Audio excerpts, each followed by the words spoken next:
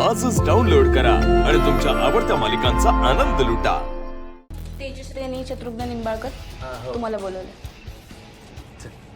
Daddy, मी पूर्ण जमीन मागत नाही, पण माझ्या हक्काचं द्यायला भावाला काय म्हणून नाही म्हणा मला। तुम्हीच काहीतरी न्याय करा डॅडी।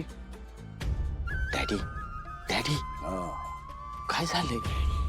अहो तो माणूस कावा धन कोकालतोय, आपलं गारानं सांगतोय, तुम्ही काहीच बोल ना। लक्ष कुठं आहे तुमचं? अरे लक्ष हितच आहे, पर चित्त हित नाही ना आमचं। आमचं सगळं चित्त त्या निकालाकडे लागलंय। चिरंजीवांचा फोन यायला हवा होता, काय करतायत कोणास ठाऊक।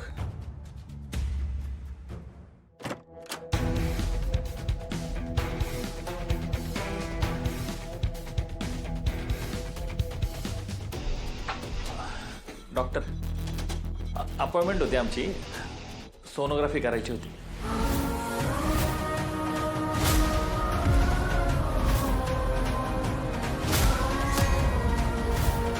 हो, होईल ना सोनोग्राफी। तू इथं काय करते?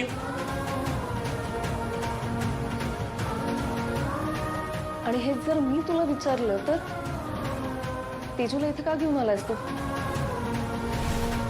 ते आपलं नाही सांगता येते ना। असं ना तेव्हाच होतं जेव्हा माणसाच्या मनात खोट असते। शत्रू, एका प्रेग्नेंट बाईला सोनोग्राफी सेंटरमध्ये फक्त 2च कारणासाठी घेऊन येतात। एक, तिचं चेकअप करायला, आणि दुसरं म्हणजे तिच्या पोटात मुलगा आहे का मुलगी आहे हे जाणून घेण्यासाठी। वहिनी, म्हणजे नक्की काय म्हणायचंय तुला? तेजू, तू काय ऐकतीस अगं तिचं? तुळजा, हे नको ते आरोप आहे ना, मी सहन करणार नाही।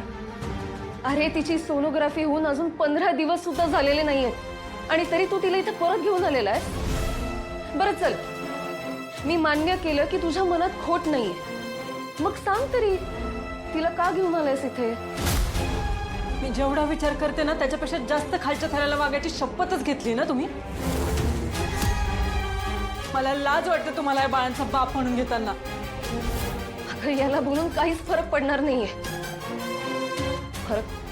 फरक त्या व्यक्तीला पडतो ना ज्याच्या मनात भावना असतात।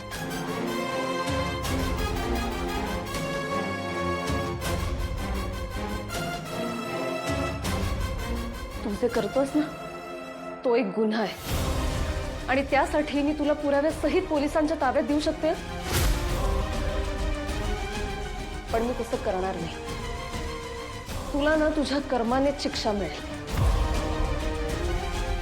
मीरा घेऊन जाते आता, आणि हो, डॅडींना पण स्पष्टच सांगणार आहे की तेजू आता माझ्या घरी राहणार आहे,